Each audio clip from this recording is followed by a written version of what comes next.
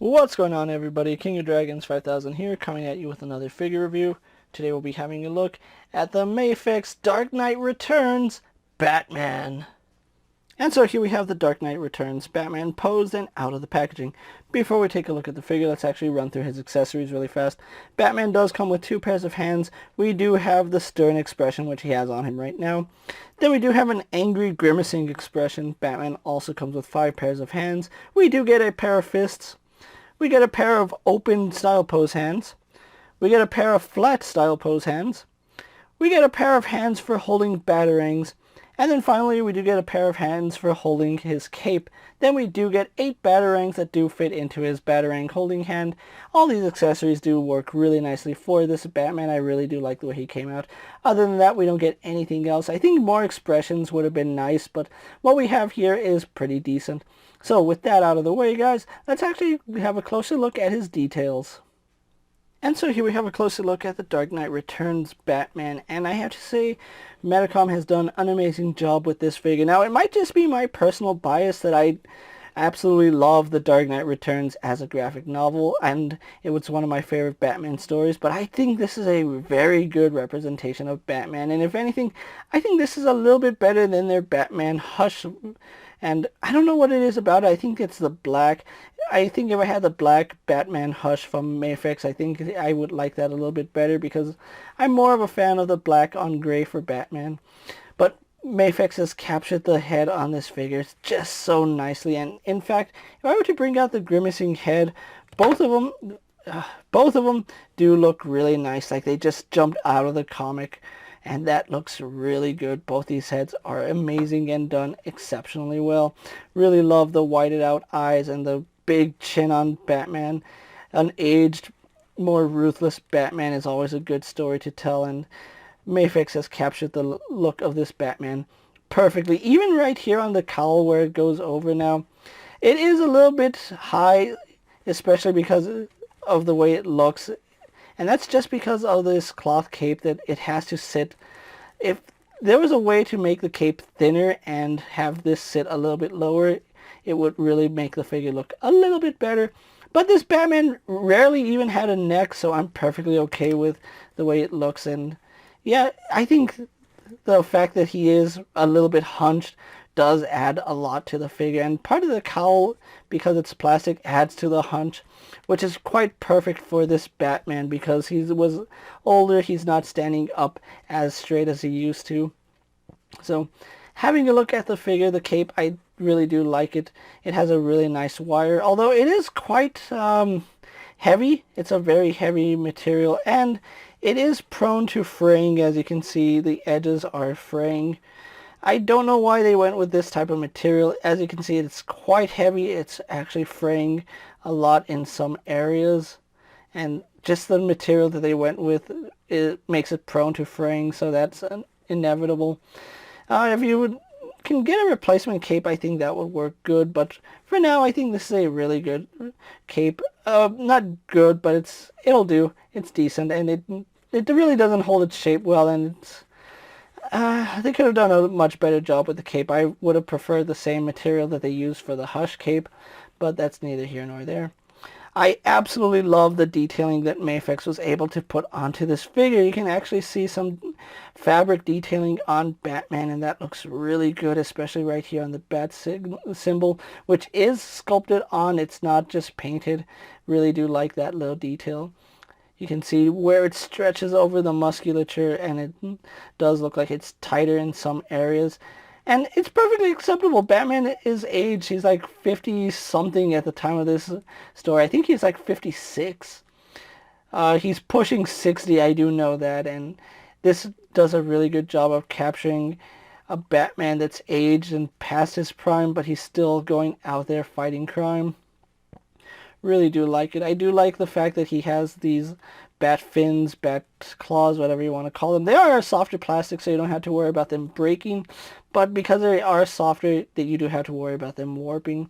They did a really good job of texturing the glove and the fabric, so there is a contrast there. The fabric has some texturing, while the glove is like a latex smooth, so really do like that. Here on the torso, again, you can see a lot of texturing. You can see where it's stretching. Looks really nice, and they even did it here on the back. That's a fantastic detail. Really did like the fact that his utility belt was nothing but pouches, and it does make sense that as Batman gets older, the utility belt evolves to be more like this.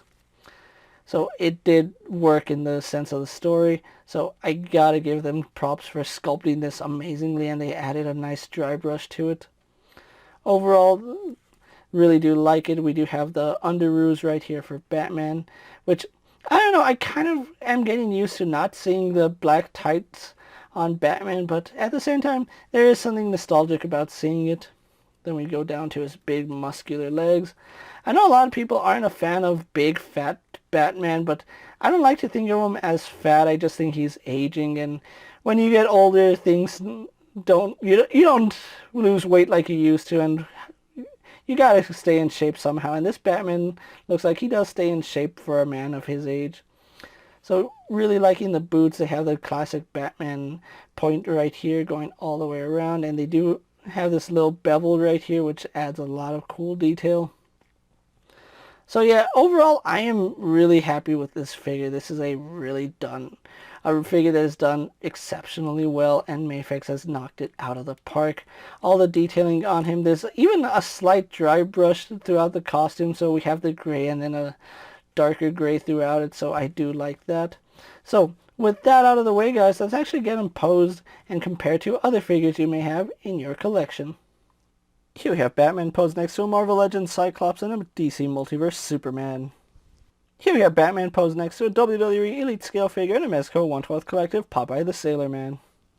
Here we have Batman posed next to a Lightning Collection White Ranger and a Star Wars Black Series Mandalorian. And finally, here we do have the Dark Knight Returns Batman posed next to a Mattel Multiverse Dark Knight Returns Superman. So with the comparisons out of the way, let's actually have a look at his articulation. Now, Batman here does have a double ball joint here at the head, although Mafex does use the bent ball joint, but it is a double ball joint, so we do get some pretty good range there. You can see on the ball joint itself, we get some pretty decent range. And you can see just because of the way Batman's head is sculpted with a big chin and the sharp right angle, it will limit downward movement, but he can look up and tilt his head side to side. And because it is on a ball joint here at the neck, he can look back about that far. He can look down only to about there because his chin starts hitting the plastic piece of the cowl. Tilting his head, no problem, especially when you use that neck joint with it. His cape does have a single wire in it, and it's just here in the front, and it's a pretty sturdy wire, but the fabric is kind of heavy, so it doesn't really hold its shape as well as you would expect it. If they had used a lighter material, this cape would be phenomenal, but as it stands, it's just okay. And I think that's the biggest issue I have with this figure is the cape. The cape is just okay. We do have a ball joint here at the shoulder, which does let his arm pivot back, does pivot forward a little bit, pivots up, pivots down. So really good range here on the shoulder joint. As you can see, it moves around nicely. Does go out to the side pretty well, and you can adjust it depending on how you have it right here at the ball socket. Does go all the way around, no problem. We do have a bicep swivel, double bend here at the elbow, giving us about just slightly past 90 degrees.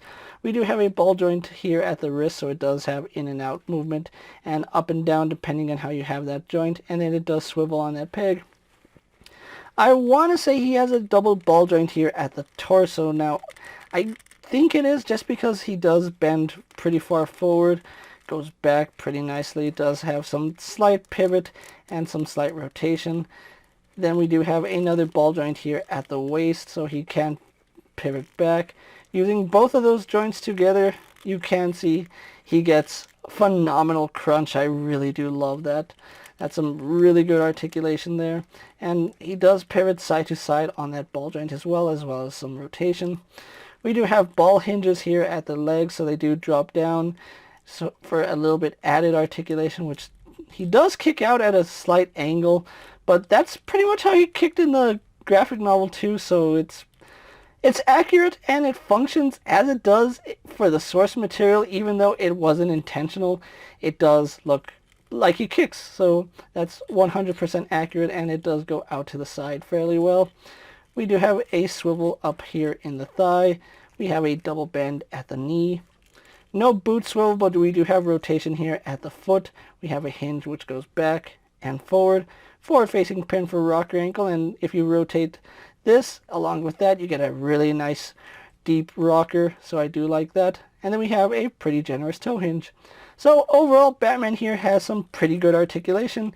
And like I said, I think the one glaring issue I have with this figure is the cape. If they had done the cape differently, I think I would love this figure much more.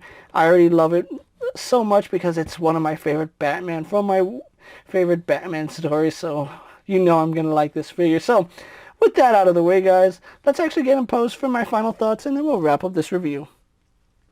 And so here we have the Mafex Dark Knight Returns Batman posed for my final thoughts. And overall, I'm going to be 100% honest with you guys. I don't think I can give you a 100% objective review of this figure just because I love the Dark Knight Returns story so much. I was going to love this figure no matter what, but I am going to tell you guys that it still has some issues because it is a bulkier figure. You are going to have some restrictions with articulation, especially in the legs and the bends in the elbows. That is to be expected. Shoulders actually work really well for this figure, and the fact that he's as bulky as he is and he gets such a deep ab crunch, that's something you really don't see much on figures these days. So I have to give credit where credit is due. Mafex has done a phenomenal job with this figure. I think the accessories are pretty good. If I could include one more thing, it would probably be a smiling Batman head, because I think they needed a smiling Batman head because he does smile a bit in the comics, but it's not really a smile for joy. It's more like a smile of ill intent, and I think that's something that this figure could have used. Other than that, the one glaring issue I have with this figure is the cape. Now, don't get me wrong, the wireframe in the cape is sturdy enough to hold a shape, but the cape is not a light material and it is pretty rigid. You can get dynamic poses like this, but having it draped naturally is kind of a struggle, especially because there's a lot of fabric here. If they had made it a smaller cape, I think that would make it work a little bit better. If the material was lighter, that would be another way that it would work. However, as it stands, I still think that the cape could be better, and if that's the one thing holding this figure back, it is definitely the cape. Other than that, accessories work so well with this figure. I have to give this a recommendation. If you guys are a fan of Batman or a fan of Frank Miller's Dark Knight Returns, you're gonna want to have this figure in your collection. Now, at the time I'm making this video, this Batman should be available on places like Entertainment Earth and Big Bad Toy Store. I actually got my Batman from Hobby Links Japan, where it only cost me about $65, which is pretty good. However, getting him shipped directly from Japan did cost about $20. So overall, I did end up paying at least $85 for this figure. Overall, I still think it's a very good figure to have in your collection, and if you're like me and love Frank Miller's Dark Knight Returns, you're gonna be in love with this figure. With that being said, guys, I'm KingofDragons 5000. Don't forget to like this video, leave a comment, subscribe to my channel, go check out all my other action figure reviews, as well as all my other Mafex and import style videos. Hopefully you find them informative. As always, if there's a figure you'd like to see me review, let me know down in the comments. And if it's in my collection, I'll definitely have a look at it. While you're at it, check out my Instagram account for new and exciting action figure photos. And as always, ring that bell to be notified every time I upload a video. Until next time, guys, I'll see you later. Take care, everyone.